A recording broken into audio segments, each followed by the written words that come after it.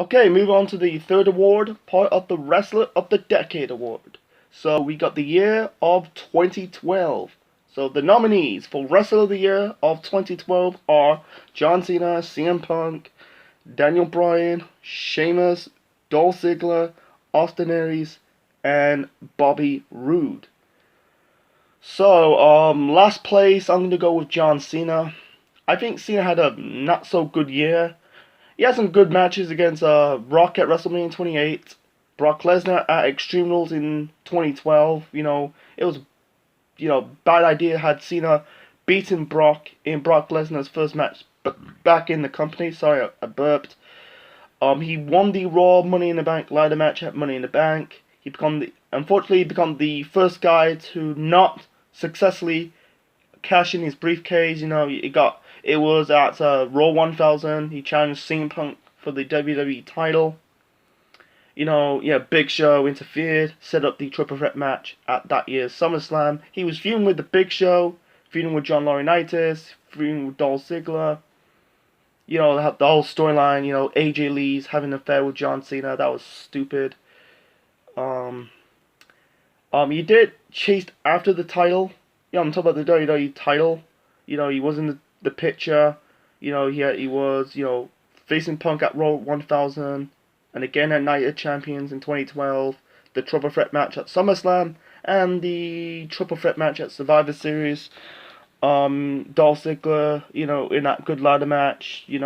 Besides that, yeah, I put him in sixth place. Oh, seventh place, sorry. Sixth place I'm going to go with Dolph Ziggler. Again, he had a good year, but not a great year.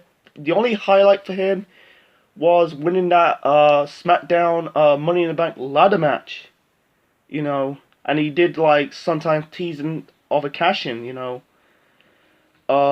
had a good match with Jericho, both at SummerSlam on a Raw, for the briefcase. John Cena in a ladder match at TLC, set up the AJ Lee's heel turn in the process, and set up the storyline relationship between Dolph and AJ. So he had a good year, but not a great year. So I put him sixth. Yeah, fifth place. I'm gonna go with Austin Aries. He started the year as the X Division champion. He became the first guy, the inventor of Option C. Cash in his X Division title to have a shot at the world title. He did. At the time he was the longest reigning X Division champion in TNA history. He won the title from Bobby Roode at Destination X, and he held the belt until Bound for Glory of 2012 before losing it to Jeff Hardy. He had a good match with Jeff Hardy at Turning Point in a ladder match. It's a damn shame, his reign wasn't that long. I'll talk about his first reign as world title in TNA. Right now it's Impact Wrestling, so I'll put him in fifth place. Fourth place, I'm gonna go with Sheamus. For Sheamus, he had a basically he had a good year. He won the Royal Rumble in 2012. And yeah, having him squashing Daniel Bryan at WrestleMania 28 in 18 seconds was in poor taste. But he had a good rematch against Bryan at 2 out of 3 pinfall match at Extreme Rules. He was feuding with Del Rio. He had some okay matches with Del Rio in those 3 pay-per-views between SummerSlam to Night of Champions. Yeah, he had a match at Money in the Bank as well. He had a great match against the Big Show at Hell in a Cell. Sheamus, people crap on Sheamus, but he had a great 2012. I think the reign is okay. He had a good reign. Wasn't great, but good. Okay, that's fourth place. Third place, I'm gonna go with Bobby Roode. Throughout the whole 2012, not the whole 2012, but the whole bulk of 2012, he was the world champion. I think he's still the reigning, not reigning defendant. He's still the longest reigning TNA world champion in history. Feud was, become the it factor. He was a bit of a bloodthirsty heel. He had some good matches against Aries, Sting at Slammiversary. damn shame he dropped the world, lost the world, his title reign ended at Destination X. But I think he had a great 2012. He was the top heel at the time in the company. So I put him in number 12. But so second place, I'm gonna go with Daniel Bryan.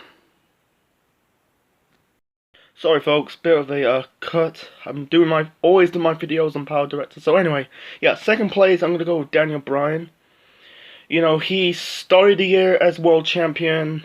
Yeah, he dropped it to Sheamus at WrestleMania 28 in 18 seconds, but he had a great match with Sheamus at Extreme Rules. He had a great feud with CM Punk.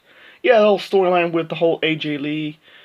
And also he got himself over in 2012, like with the Yes and No Chance, and also teaming up with Kane, forming Team Hell No, winning the tag team titles. I really like Team Hell No. Some of the segments is a bit hit and miss, but some of this I find it funny. It's one of my favorite tag teams. Team Hell No. So second place, I'm gonna go with Daniel Bryan. First place, I'm going to go with CM Punk for the second year in a row. Throughout the whole bulk of 2012, he was holding that championship, defending it, becoming a fighting champion. Had a good match with Ziggler. He had a great feud with Jericho, a great feud with Bryan. Yeah, they turned him heel at Raw 1000, and that was in poor taste. Punk said that he doesn't want to be turning heel because he's going to wind up losing merchandise money. Yeah, he had a great 2012, having good matches. Had him teaming up with Paul Heyman, becoming a Paul Heyman guy.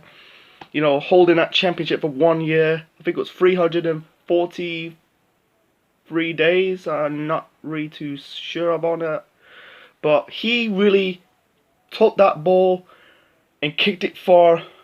He had crappy feuds with was it Ryback, a mini feud with the Big Show, but the best feud for Punk in 2012 has to be Punk and Jericho.